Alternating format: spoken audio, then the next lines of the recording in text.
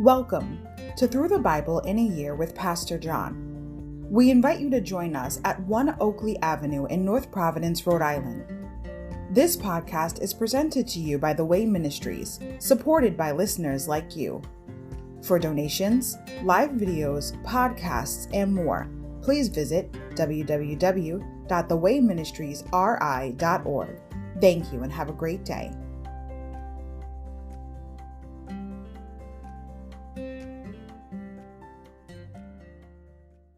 Hi everybody, welcome to Through the Bible in the Year with Pastor John. Glad you could join me today to get a portion of God's Word. Today we're going to begin on day 24, January 24th, Exodus chapter 16 to 18, Israel's journey to Mount Sinai. Overview. Only days after the miracle of the Red Sea, grumbling and discontent begin to surface among the people on the march. The nation God delivered by faith must now learn to walk by faith, and they have much to learn. Of prime concern is finding sufficient water and food to sustain a caravan of 3 million people in the desolate wilderness. A month into the journey, when food and water supplies are exhausted, the people cry out anxiously to Moses. Miraculously, God provides manna, quail, and water in abundance to remind them that He is the source of their supply. Even Moses must learn this lesson. Weary from attempting to administer the nation single-handedly, Moses follows the advice of his father-in-law and selects 70 assistants to help him with the work. Chapter 16, Famine in the Wilderness. Chapter 17, Thirst at Rephidim, Israel's complaints. Chapter 18, Exhaustion in Moses' office, Moses' co-workers. Insight. What's on the menu? Exodus chapter 16 verses 14 to 18. God miraculously provided manna for the Israelites to eat on their journey through the wilderness. Chapter 16 verses 14 to 18. This event is recalled in several later biblical passages, but none so powerfully as in John 6:58, where Jesus said He is the true bread that came down from heaven. Anyone who eats this bread will not die as your ancestors did, even though they ate manna, but will live forever. Insight. A subtle prophecy. Exodus 17:6. The water from the rock at Rephidim symbolizes Christ, our life giver. 17 verse 6. The Apostle Paul wrote that the rock from which the Israelites drank was Christ. 1 Corinthians 10 verse 4. The life and living water that Jesus offers is available to us today. Anyone who is thirsty may come to me. Anyone who believes in me may come and drink. For the scriptures declare, rivers of living water will flow from his heart. John chapter 7 verse 37 and 38. Insight. Rude relatives. Exodus 17:16. The Amalekites were a nomadic tribe who had descended from Jacob's brother Esau. Because of their treatment of Israel, they were condemned by God to be destroyed. Chapter 17, verse 16.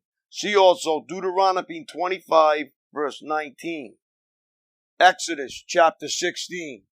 Manna and quail from heaven. Then the whole community of Israel set out from Elim and journeyed into the wilderness of Sin, between Elim and Mount Sinai. They arrived there on the 15th day of the second month, 1 month after leaving the land of Egypt. There too the whole community of Israel complained about Moses and Aaron.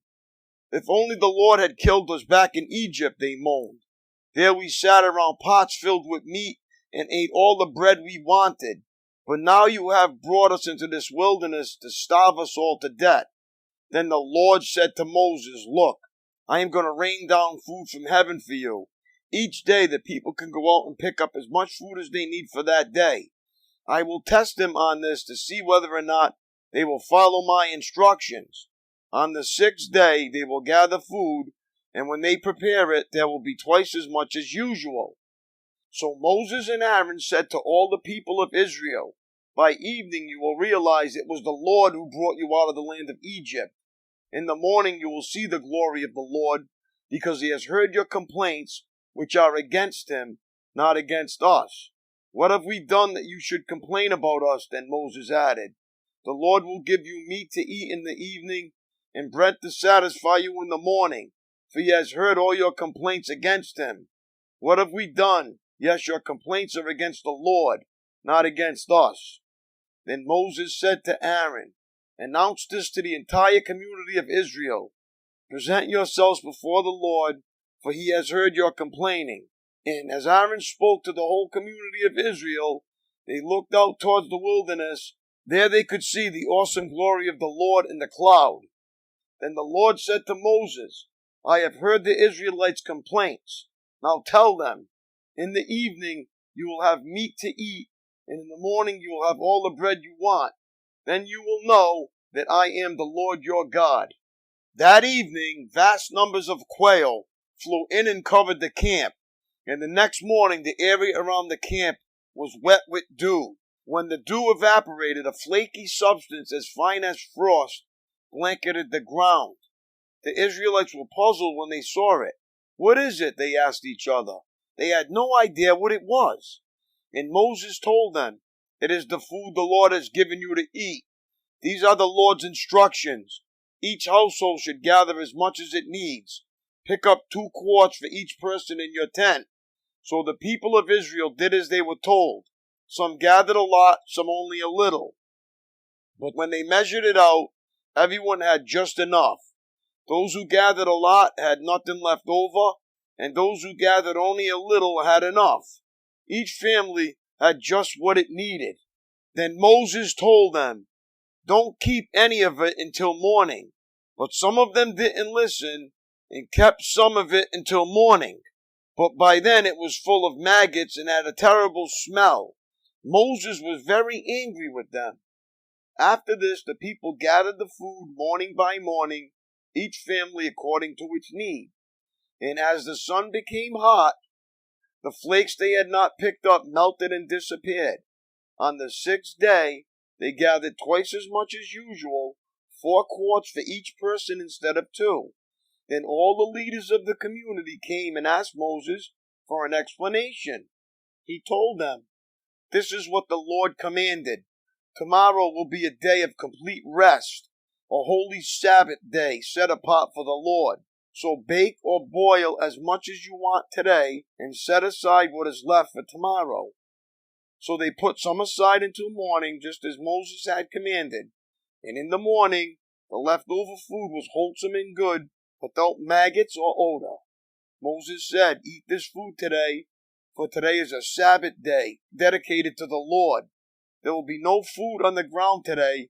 You may gather the food for 6 days, but the 7th day is a Sabbath. There will be no food on the ground that day. Some of the people went out anyway on the 7th day, but they found no food. The Lord asked Moses, How long will these people refuse to obey my commands and instructions? They must realize that the Sabbath is the Lord's gift to you. This is why he gives you a 2-day supply on the 6th day, so there will be enough for 2 days. On the Sabbath day, you must each stay in your place. Do not go out to pick up food on the 7th day. So the people did not gather any food on the 7th day. The Israelites called the food manna. It was white like coriander seed, and it tasted like honey wafers. Then Moses said, This is what the Lord has commanded.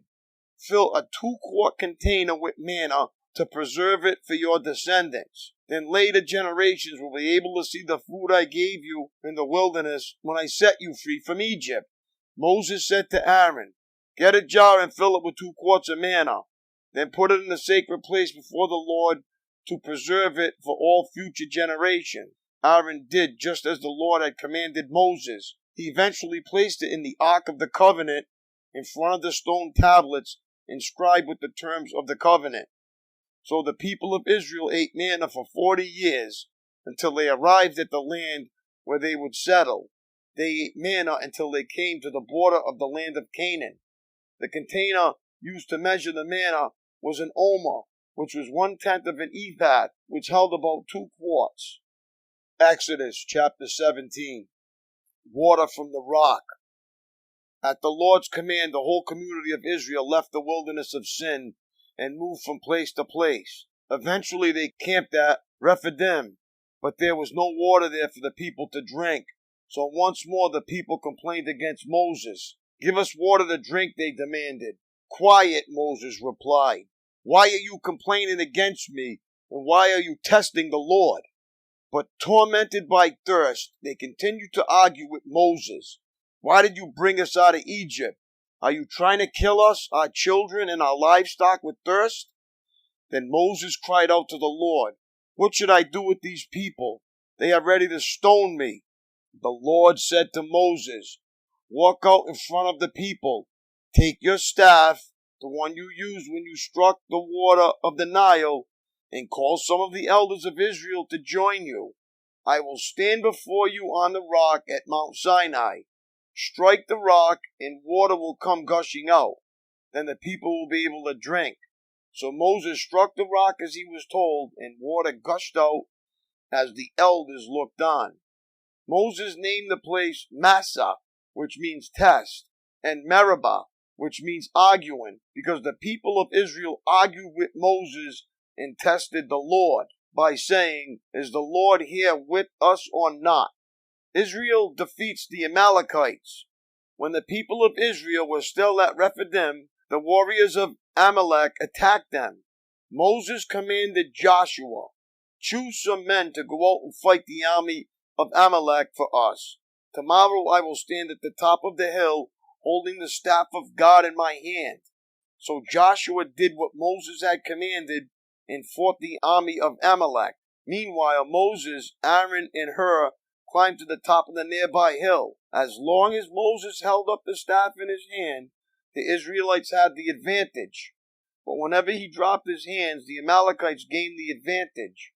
Moses' arms soon became so tired he could no longer hold them up. So Aaron and Hur found a stone for him to sit on. Then they stood on each side of Moses holding up his hands, so his hands held steady until sunset.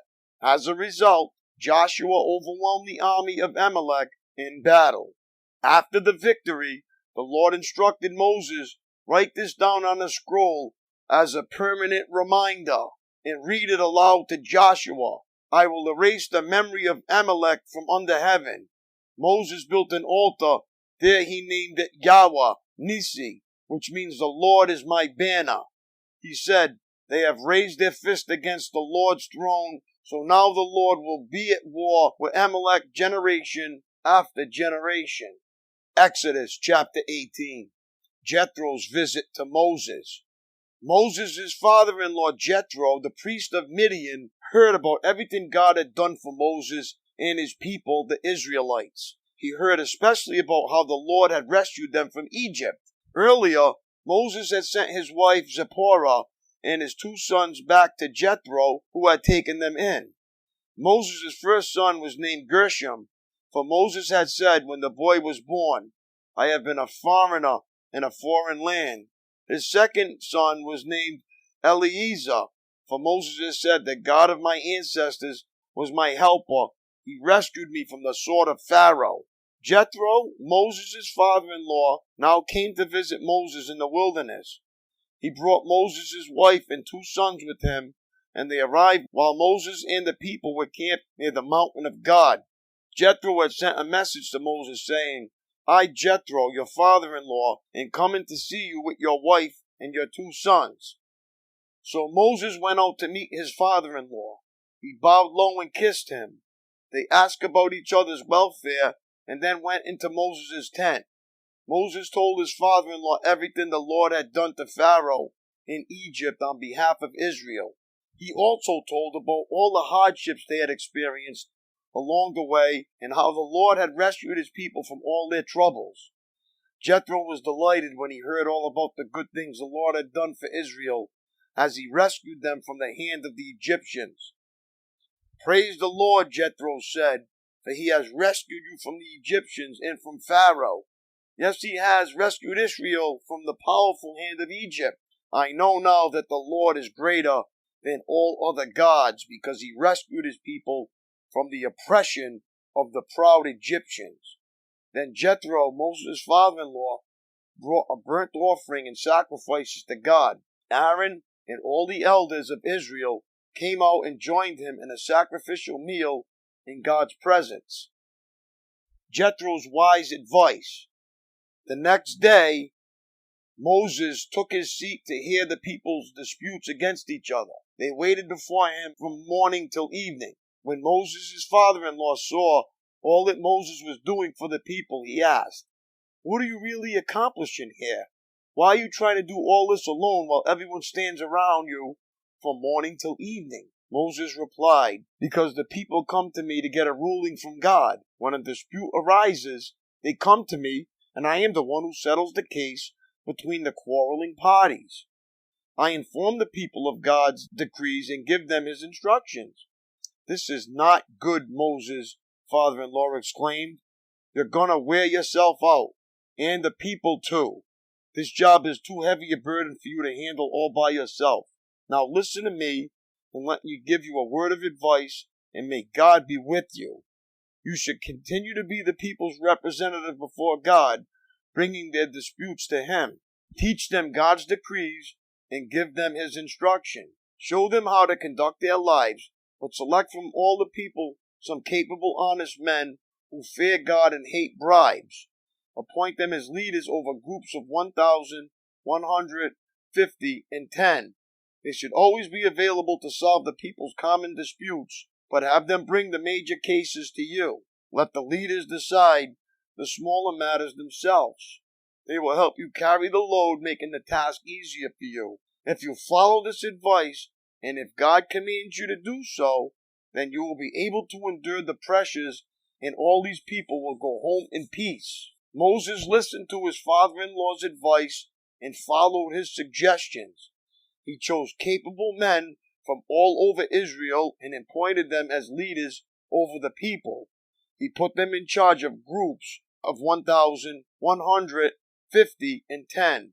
These men were always available to solve the people's common disputes.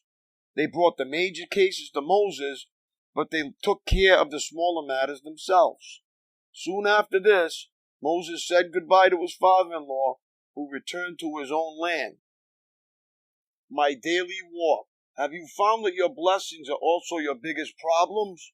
The things you thought would bring you the greatest joy are in fact the things that cause you the most headaches. For instance, the new car, which spends more time in the shop than on the road. The long-awaited child, who now has the house in a state of siege. The unexpected promotion, which produced those equally unexpected ulcers. Israel learned the hard way that blessings bring responsibility. Daily manna was a wonderful provision from God, but it had to be collected and eaten in a particular way. God's presence in the pillar of cloud and fire was comforting, but it meant unquestioned obedience. When the pillar moved, Israel moved. Make a list of some of God's recent blessings to you, including the ones that seem to give you grief. Next to each, write about the kind of response that should characterize one who enjoys that blessing. God gives us the ingredients for our daily bread, but He expects us to do the baking. That's all for today, my friends. Thanks for listening in. Have a great day. God bless. I will see you tomorrow. Peace.